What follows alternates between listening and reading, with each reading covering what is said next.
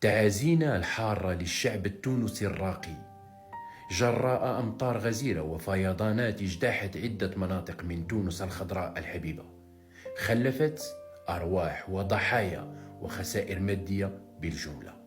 نقول للشعب التونسي: رحم الله موتاكم وأعظم الله أجركم وجعلهم في العليين من الشهداء. الشعب التونسي واللي شفناه وبرهن على أنه شعب شقيق واعي راقي، فجا المغرب تفرج وخرج مشى بحاله كأنه شيء لم يقع. ما داروش الحس.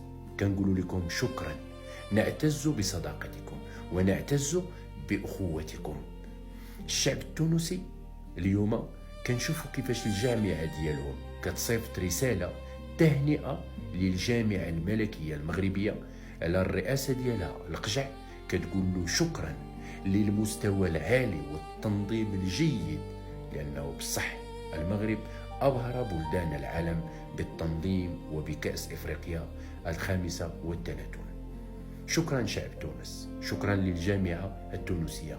أنا يعجبني برشا هذاك الصحفي محمد اللي كيدير مضادر، لما يتحدث عن المغرب يتحدث بصدق ويقول ما بداخله ويشكر، ولكن شكر عن قناعة بأن بصح المغرب أصبحت دولة بعيدة المنال في تقدم وازدهار. نتمنى للشعب التونسي الرقي والازدهار، ونتمنى لهم حياة سعيدة في الدولة ديالهم. نحبكم.